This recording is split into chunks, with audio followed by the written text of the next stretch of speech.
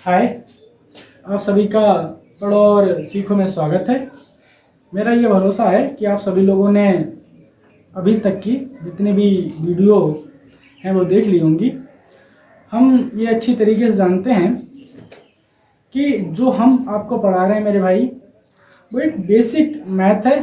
और आप सच में मैथ में कुछ करना चाहते हैं, आपको लगता है कि मैथ मेरा अच्छा हो जाए, तो आप इन वीडियो को देखकर, इन सारी क्लासेसों को देखकर आप जब बड़ा मैथ सीखेंगे, बड़ा का मतलब ये, जब आप कंपटीशन का मैथ सीखेंगे तो ये बहुत अच्छी तरीके से आपके काम आएंगे। तो इसलिए हम कहते हैं कि जो लोग ऐसे हैं कि जिनको लगता है कि मुझे मैथ में कुछ नहीं आता, बहुत डर लगता है, तो आप मेरी बात मानिए, क्लासें ज़रूर आप देखिए। क्योंकि जो छोटी चीज़ें होती हैं वो बड़े क्लासों में असल में यही चीज़ें थोड़ा इनमें कुछ चीज़ों को मिलाकर मेरे सामने पेश कर दिया जाता है, इसलिए वो क्वेश्चन मेरे लिए थोड़े तगड़े हो जाते हैं। लेकिन उनमें यही सारी बातें छुपी होती हैं, लेकिन फ़र्क सिर्फ इतना होता है, ये सिर्फ डायरेक्ट वो बात बोल दी जाती है, लेकिन वहाँ पर बात को घुमा फिरा कर बोला जाता है। जैसे अगर आपसे कोई कहता है कि मतलब ये वाली क्लास देख लो, आप वो वाली क्लास देख लो, तो बेहतर ये होगा आपके लिए कि सबसे पहले आप छोटा मैथ करें, फिर बड़ा मैथ, फिर उससे बड़ा, फिर उससे बड़ा, धीरे धीरे आपको मैथ करना आ जाएगा। तो हम आज जो पढ़ने वाले हैं वो ये पढ़ने वाले हैं अभाज्य गुणनखंड। तो अभाज्य गुणनखंड किसे कहते हैं? आप देखेंगे किसी संख्या के ऐसे गुणनखंड, किसी संख्या के ऐसे गुणनखंड जो अभाज्य हों। कैसे हों मेरे भाई? अभाज्य हों, तथा इन अभाज्य संख्याओं का गुणनफल भी वह संख्या हो, अभाज्य गुणनखंड कहलाता है। हम बात करें परिभाषा की, तो आपको परिभाषा पहले नहीं पढ़ी होगी, तो हम एक आध क्वेश्चन पहले लेते हैं इसके साथ में, फिर आपको यही परिभाषा समझ में आ जाएगी। तो मानकर चलते हैं कि एक संख्या मैंने ली 12। जैसे 12 ली तो हम ये देखते हैं कि ये संख्या जो है हमारे पास, इसके अभाज्य गुणनखंड क्या होंगे। तो अभाज्य बात करते हैं कि पहले अभाज्य गुणनखंड, तो आप अगर अभाज्य की बात देखेंगे तो हम कह सकते हैं कि ऐसी संख्या जिसके मात्र 2 गुणनखंड हों, वो भी अलग अलग हों, एक और वो खुद स्वयं। तो आप देखेंगे अभाज्य हम पहले भी बता चुके हैं और गुणनखंड पहले आपको बता चुके हैं। तो अब जो हम पढ़ने वाले वो भाई, पहले जब मैंने पढ़ा था वो अभाज्य अलग था, गुणनखंड अलग था, लेकिन अब जो हम पढ़ने वाले हैं वो एक साथ में पढ़ने वाले हैं अभाज्य गुणनखंड। इसी प्रकार से क्वेश्चन तगड़े बन जाते हैं, एक चीज में दो चीज अगर मिला दी जाए क्वेश्चन तगड़ा हो जाता है। तो अभी आप देखेंगे पहले सिर्फ अभाज्य संख्याओं की बात करी थी, फिर मैंने गुणनखंड की बात करी थी। आज जो हम कर रहे हैं वो दोनों की एक साथ बात कर रहे हैं, अभाज्य गुणनखंड की। तो आप देखेंगे कि अभाज्य गुणनखंड कहते किसे हैं। तो ये परिभाषा तो मैंने आपको लिखाई है, इसके साथ साथ हम पहले क्वेश्चन ले लेते हैं, फिर इस परिभाषा को समझेंगे। तो आप देखिए इसके गुणनखंड करके, तो सबसे पहले 2 से ये विभाजित हो जाएगा, 2 6 12, फिर ये 2 से फिर हो जाएगा 2 3 या 6, फिर 3 एकम 3। आप देखेंगे यहाँ पर 2 2 और 3, क्योंकि हमारे पास 2 भी अभाज्य है, तो मतलब 3 भी अभाज्य है, 2 भी अभाज्य है और 2 भी अभाज्य है। हम इनका आपस में गुणा करके देखते हैं, 2 गुणा 2 गुणा 3। तो आप देखेंगे 2 दूनी 4, 4 3 12। अब क्वेश्चन की परिभाषा है वो हम पढ़ते हैं। क्या कह रहा है मेरे भाई? किसी संख्या के ऐसे गुणनखंड, देखो हम देखते हैं 12, हम क्या देखते हैं मेरे भाई? 12 ली, 12 संख्या मैंने ली, फिर इसके अभाज्य गुणनखंड कर लिया। अभाज्य मतलब ऐसी संख्या जो इसको विभाजित कर रही है लेकिन वो हो अभाज्य। तो आप देखेंगे 2 2 और 2, फिर आप पढ़ें इसकी परिभाषा। आप पढ़ेंगे किसी संख्या के ऐसे गुणनखंड, किसी संख्या के ऐसे गुणनखंड जो मेरे भाई क्या है? गुणनखंड, ऐसे गुणनखंड जो अभाज्य हों। देखो आप 2 भी अभाज्य, ये भी अभाज्य और ये भी अभाज्य, अभाज्य हों तथा इन अभाज्य संख्याओं का गुणनफल। तो आप देखेंगे इन अभाज्य संख्याओं का गुणनफल, इन अभाज्य संख्याओं का गुणनफल, गुणनफल भी वह, भी क्या कह रहा है? भी वह, क्या वह? जो संख्या मैंने ली थी वह संख्या हो, अभाज्य गुणनखंड कहलाता है। तो आप देखेंगे 2 दूनी 4, 4 3 12। तो आप देख सकते हैं कि जो मैंने संख्या ली उसके अभाज्य गुणनखंड करें। अभाज्य गुणनखंड करने के बाद वही संख्या जो अभाज्य गुणनखंड की है और उन्हीं अभाज्य संख्याओं का मैंने क्या कर लिया? आपस में गुणा करा दिया। फिर हम कह सकते हैं बड़ी संख्या मुझे प्राप्त हो गई। तो इसी प्रोसेस को हम क्या कहते हैं, अभाज्य गुणनखंड कहते हैं। हम इसके साथ एक एग्जांपल और लेते हैं। हो सकता है आपको ऐसा महसूस होता हो कि ये आपस में गुणा करने पर यही संख्या बनती है, दूसरी संख्या लिए लेते हैं इसके लिए हम। जैसे 18 ले लिए, 18 के आप अभाज्य गुणनखंड करेंगे तो हम देखते हैं ये दो, जो 18 है ना, 18 2 से कट जाएंगे।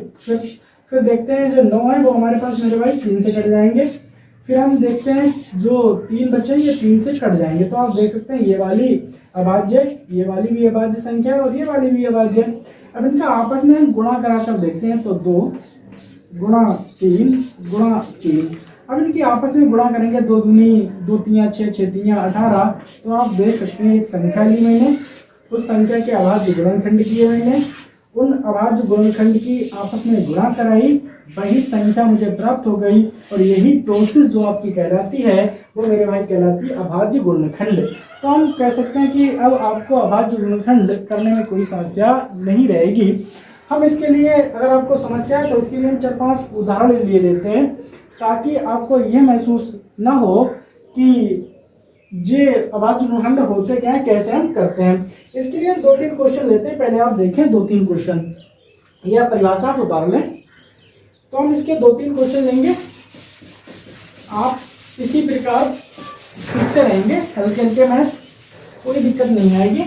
लेकिन मेरे भाई बस आपको देखना ये होगा कि सारी क्लास हम देख रहे हैं या तो फिर नहीं देख रहे हैं। मानकर चलते हैं पहली संख्या मैंने 48 ले ली, दूसरी संख्या मेरे भाई 30 ले ली, और एक संख्या और ले लेते हैं, जैसे मानकर चलते हैं 42। तो आप देखेंगे 48 सबसे, देखो मेरे भाई इसमें ये देखना पड़ेगा मुझे कि ये संख्या सबसे पहले किससे विभाजित होती है। विभाज्यता के क्या नियम है ये हम पहली क्लासों में डिस्कशन इसका कर चुके हैं। तो आप देखेंगे 48 इकाई क्रमांक 8 है ना, तो ये संख्या 2 से विभाजित हो जाएगी। तो मैंने बताया कि जो संख्या 2 से विभाजित हो जाएगी उसके लास्ट में 0 होगा, 2 होंगे, 4 होंगे, 6 होंगे और 8 होंगे। तो आप देखेंगे ये संख्या 2 से विभाजित हो जाएगी। तो हम मान लेते हैं 2 दूनी 4, 2 चौक 8। अब ये वाली संख्या छोड़ो, अब आपके लिए जो संख्या ये थी ना, वही संख्या ये बन गई। अब ये नहीं कि मतलब जो अभी तक हम गुणनखंड करते आए थे, तो गुणनखंड में मैंने ये देखा कौन सी ऐसी संख्या है जिस संख्या को विभाजित कर देती हैं। लेकिन यहाँ पर जो संख्या मैंने विभाजित एक बार कर दी, भाई 48, जो 48 है ना, मैंने उसको 2 से विभाजित कर दिया। फिर हमारे पास एक संख्या न्यू प्राप्त होगी 24। तो हम यहाँ पर ये नहीं देखेंगे कि ये 24 किससे विभाजित हो जाता है, हम पहले यही देखते हैं कि 24, फिर स्टार्ट करते हैं बिल्कुल शुरुआत से। भाई हमने यहाँ शुरुआत करी थी, अब मान कर चलते यहाँ छुट गया, अब मेरे पास ये शुरुआत का है, अब हम इसको छुपा देंगे। अब हम देखेंगे भाई इकाई क्रमांक 4 है, तो ये संख्या भी 2 से कट जाएगी। तो हम फिर काटे लेते हैं 2 से, तो आप देखेंगे 2 एकम 2, 2 दूनी 4। अब मेरे लिए न्यू संख्या जो बन गई वो ये बन गई। तो आप अब इन सबको छुपाने, अब ये मानकर चलें कि यही मेरी न्यू संख्या है। तो इसको हम सबसे पहले किससे विभाजित करेंगे, तो आप देखेंगे इकाई क्रमांक 2 है, तो आप इसे 2 से विभाजित करेंगे, 2 छंग 12। अब आप ये मानकर चलें ये संख्या है ही नहीं मेरी, ऊपर वाली जितनी ये संख्या है, तो ये संख्या किससे विभाजित होगी, 2 से। तो 2 3 या 6, अब आपके पास ये बन गई, तो 3 एकम 3। अब आपको जो भी यहाँ पर मिलेंगे वो सब मेरे भाई कौन से गुणनखंड मिलेंगे, तो मेरे भाई आपको अभाज्य गुणनखंड मिलेंगे। कौन से मिलेंगे मेरे भाई, अभाज्य गुणनखंड। तो हम कह सकते हैं अगर आपके पास 48, 24, 12, 16 मतलब 6, 3 और 1 में आपने देख लिया कि किस प्रकार अभाज्य गुणनखंड करते हैं, तो इस वाली संख्या के बहुत आसानी से कर सकते हैं। जैसे भाई पहले ये 2 से विभाजित होगी क्योंकि इकाई क्रमांक 0 है, तो 15 आएंगे यहाँ पर, 2 एकम 2 बचा 1, इस पार हुए 10, 2 पंजे 10। अब मैंने देखते हैं कि यहाँ पर 15 किससे विभाजित होंगे, तो हम ये चेक कर चुके हैं कि जिन संख्या में अंकों का योग 3 से विभाजित होता हो वो संख्या 3 से विभाजित हो जाएगी। तो 5 और 1 6, तो 6 3 से विभाजित होते हैं, तो ये 3 से हो जाएगी, 3 पंजे 15। अब ये 5 सिर्फ 5 से विभाजित होंगे, 5 एकम 5। तो ये वाले जो इसके कहलाएंगे मेरे भाई, यही कहलाएंगे इसके अभाज्य गुणनखंड। हम 42 के चेक करके देख लेते हैं। 2 से विभाजित होगा, 2 दूनी 4, 2 एकम 2, फिर 2 और 1 3, तो हम कह सकते हैं 3 3 से विभाजित है, तो 3 से 7 के 7 से विभाजित होगा क्योंकि ये अभाज्य संख्या है। तो आप देखेंगे ये सभी के सभी मेरे भाई क्या है, अभाज्य संख्याएं हैं। ये सभी के सभी अभाज्य संख्याएं, ये भी सब अभाज्य संख्या है। अब इनका हम आपस में गुणा करके देखते हैं। 2 गुणा 2 गुणा 2 गुणा 2 और गुणा 3, 2 दूनी 4, 4 दूनी 8, 8 दूनी 16, 16 3 48। तो हम कह सकते हैं कि वही संख्या मुझे प्राप्त हो गई, तो ये जो सभी कहलाएंगे इसके अभाज्य गुणनखंड कहलाएंगे। अब हम ये चेक कर लेते हैं, 2 गुणा 3 गुणा 5, 2 3 6, 6 5 30, तो वही संख्या मुझे प्राप्त हो गई जिस संख्या के मैंने गुणनखंड किए। तो हम कह सकते हैं मेरे भाई की ये वाली जो संख्या है ना, ये वाली इनके ये वाले सभी अभाज्य गुणनखंड होंगे।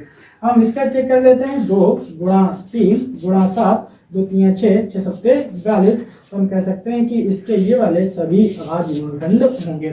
तो आप इसी प्रकार से आपको कोई संख्या देता है तो आप बहुत ही आसानी से कर सकते हैं उसके अभाज्य गुणनखंड। लेकिन मेरे भाई आपको ये देखना होगा कि जैसे मैंने मानकर चलते एक संख्या फिर लेते हैं, जैसे मैंने एक 32 संख्या ली, कैसे कौन सी ली 32,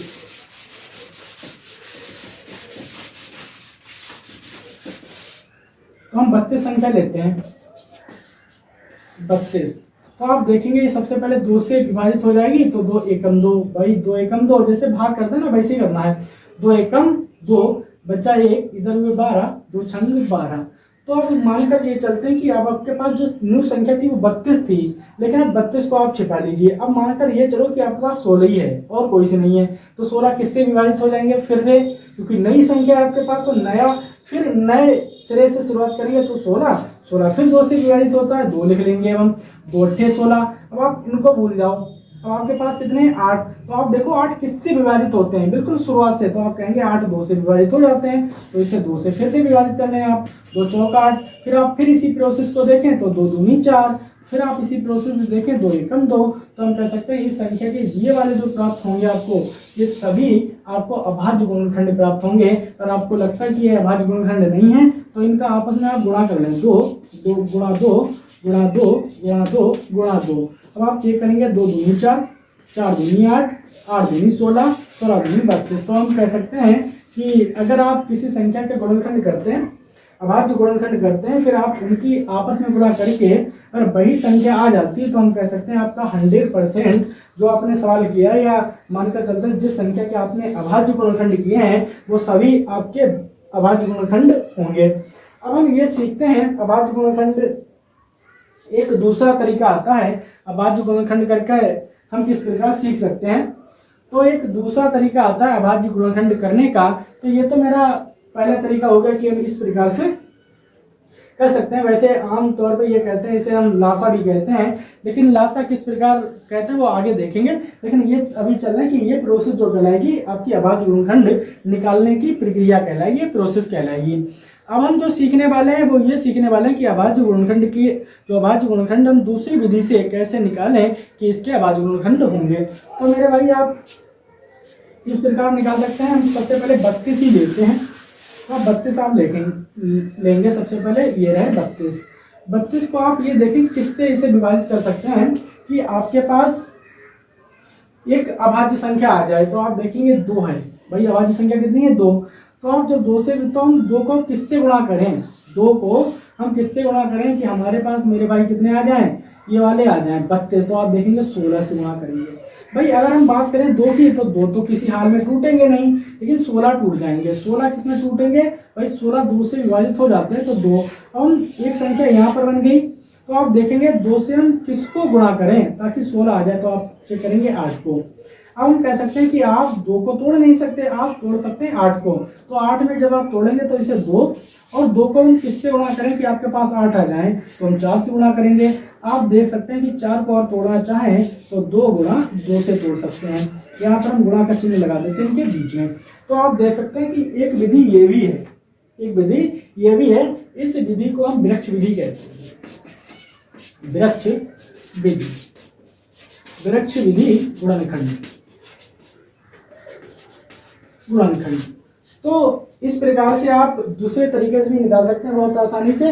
लेकिन चलो हम दूसरी संख्या लेते हैं, आपको ये समझ नहीं आया तो हम दूसरी संख्या लेते हैं। जैसे एक संख्या मैंने मानकर चलते हैं 30 ले ली, मेरे भाई कितनी ले ली 30। अब आप इसको 2 भागों में तोड़ो, 2 भागों में आपको तोड़ना है, लेकिन आपको ये विशेष इसमें ध्यान रखनी होगी कि यहाँ पर एक संख्या आपके पास अभाज्य आपको मिल जाए, तो बेहतर होगा, जल्दी आपके समझ में आ जाएगा।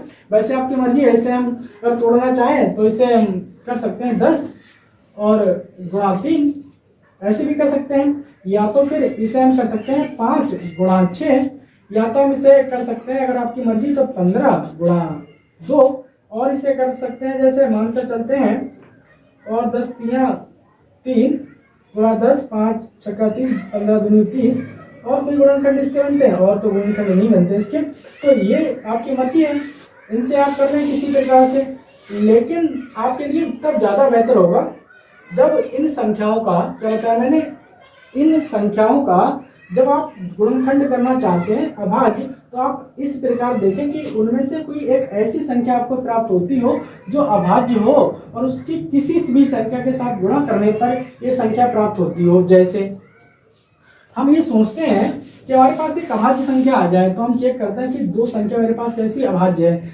हम ये चेक कर लेते हैं कि दो को हम किससे गुणा करें ताकि 30 प्राप्त हो जाए। तो आप देखेंगे दो को मुझे 15 से गुणा कराना चाहिए, तब जाकर मुझे 30 प्राप्त हो जाएंगे। तो हम कह सकते हैं ये अभाज्य हो गई आपकी। अब आप 15 को तोड़ें, तो आप 15 को तोड़ेंगे तो हम कह सकते हैं कि 15 को आप इस प्रकार तोड़िए जिस प्रकार से इसको तोड़ा है, क्योंकि हम अच्छी तरीके से जानते हैं मुझे अभाज्य गुणनखंड चाहिए। तो हम लिख लेते हैं 3, क्योंकि 5 और 6, क्योंकि 100% ये 3 से विभाजित हो जाएगा, तो 3 कैसी संख्या अभाज्य है, लिख लेते हैं। तो आप 3 को किससे विभाजित करें, जो मतलब सॉरी 3 को आप किससे गुणा करें 15 आ जाए, तो आप देखेंगे 3 को 5 से गुणा करने पर ये संख्या जो प्राप्त होगी वो 15 प्राप्त होगी। तो ये वाले जो आपके कहलाएंगे ये सभी आपके क्या कहलाएंगे, अभाज्य गुणनखंड कहलाएंगे।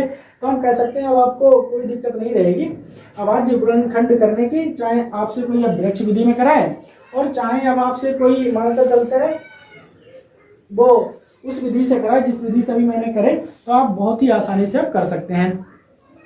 इसके साथ साथ हम और देखेंगे इसके नियम की किस किस प्रकार से इसके नियम हो सकते हैं। तो अब आप अगर प्रैक्टिस करना चाहें तो अभाज्य गुणनखंड की कर लें 50 और 64 के साथ और 120 के साथ और 128 के साथ। ये आपके पास 4 संख्याएं, ये चारों संख्याएं आप सबसे पहले अभाज्य गुणनखंड पहली विधि से करें, फिर इनको आप वृक्ष गुणनखंड विधि से करें। बहुत ही आसानी से आप कर सकते हैं। अब हम इनके नियमों की तरफ बढ़ते हैं, इनके नियम क्या कहते हैं और पर हिंदी पे किस प्रकार से क्वेश्चन बनते हैं उस पर हम देख लेते हैं। तो इसका जो पहला नियम कहता है, पहला नियम ये कहता है अगर आप कोई 3 संख्या लें, 3 संख्या कैसी आपको लेना है वो भी लेना है मेरे भाई क्रमागत। क्रमागत का मतलब होता है क्रम के अनुसार, मतलब जैसे 6 है तो दूसरी 7 होगी, तीसरी आपकी 8 होगी। और आपने 6 से मतलब 9 से स्टार्ट किया तो 9 के बाद 10 आएंगे, फिर आपके 11 आएंगे। तो हम कह सकते हैं इसका पहला नियम ये कहता है यदि, क्या कहता है, यदि आपने 3 क्रमागत संख्याएं ली हैं, 3 क्रमागत संख्याएं जैसे मानकर चलते हैं 6 और 7 और 8, अगर आपने 3 क्रमागत संख्याएं ली हैं और इनको आपको आपस में गुणा कराने पर, तो आप देखेंगे इनको आपने आपस में गुणा करा दी, जो भी आएगा तो आप इनको चेक कर सकते हैं। 8 सत्ते 56, 56 को जब 6 से हम गुणा करेंगे तो हम कह सकते हैं 6 छंग 36 के 6, हाथ से लगे 3, 6 पंजे 30 और 3 33, कितने आ जाएंगे मेरे भाई 336। तो हम कह सकते हैं कि आपने 3 संख्याएं ली, वो भी किस प्रकार की हो आपके पास क्रमागत, तो उनका आपस में गुणा कराने पर जो भी आपको प्राप्त होगा वो 100% 6 से विभाजित होगा। हम चेक करके देख लेते हैं। 6 पंजे 30, आपके पास मेरे भाई कितने हुए, 3 इधर हुए 36, 6 छंग 36। तो आप देख सकते हैं कि ये संख्या 6 से विभाजित हो गई। जैसे दूसरा एग्जाम्पल लेते हैं, 4 और 5 और गुणा 6, आप देखेंगे 6 पंजे 30, 6 पंजे 30 और 30 चौक 120।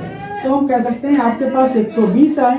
अब आप इसे 6 से विभाजित करके देख लें तो हम कह सकते हैं 6 दूनी 12, तो ये रहा आपका 0। तो हम कह सकते हैं ये भी संख्या 6 से विभाजित हो गई। तो आप चेक कर सकते हैं कि यदि आपके पास 3 संख्याएं हैं, वो भी मेरे भाई कैसे हैं, क्रमागत हैं। अगर आपके पास 3 संख्याएं हैं और वो भी मेरे भाई क्रमागत हैं, तो 100% जो भी उन संख्याओं का गुणनफल होगा, उन संख्याओं का, किन संख्याओं का, जो संख्याएं क्रमागत हैं उन संख्याओं का जो भी गुणनफल होगा वो 100% 6 से विभाजित हो जाएगा। जैसे हम छोटी संख्या ले लेते हैं 2, 3 और मेरे भाई 4, तो आप देखेंगे 2 3 6, 6 चौक 24 और 24 भी मेरे भाई किससे विभाजित होते हैं, 6 से, 6 चौक 24। तो इस प्रकार से आप देख सकते हैं कि कोई आप 3 संख्या लें, लेकिन मेरे भाई वो हो कैसी, क्रमागत हो, तो वो 100% 6 से संख्या विभाजित हो जाएगी। अब हम एक दूसरा नियम है, वो क्या कहता है वो पढ़े लेते हैं।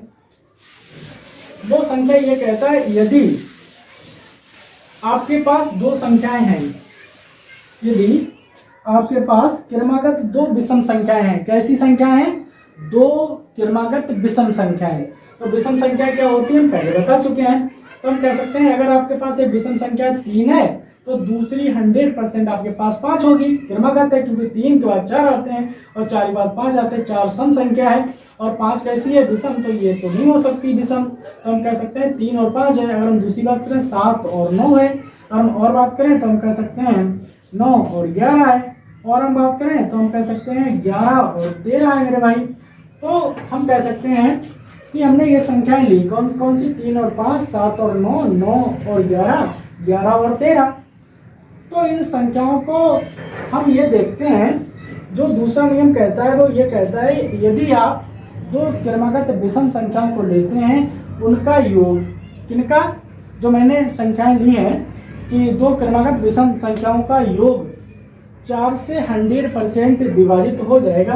तो हम चेक कर लेते हैं, इनमें समय प्लस का निशान लगा के 5 3 8, तो मेरे भाई 4 दूनी 8 विभाजित हो गया। तो यहाँ पर ये नियम तो सत्य बैठता है। दूसरा देखें हम 7 और मतलब 9 और 7 आप देखेंगे, 9 और 7 आप देखेंगे 16, 16 भी मेरे भाई 4 से विभाजित होता है, 4 चौक 16। यहाँ भी नियम सही है।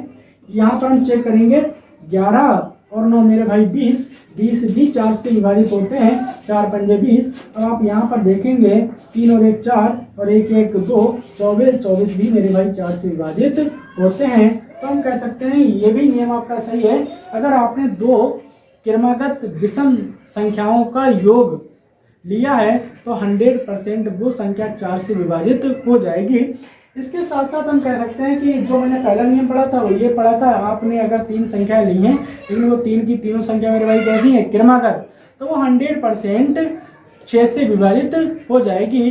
तो हम मानकर ये चलते हैं कि आपको अभाज्य गुणनखंड और ये दोनों नियम जो मैंने आपको आज बताए थे गुणनखंड के और नियम अच्छे वाले ये 2 नियम हैं। और तो कह सकते हैं कि अब आपको अच्छा लगता होगा पढ़ते हुए, क्योंकि हम धीरे धीरे लेवल को ऊपर बढ़ाते तरफ लेकर जा रहे हैं।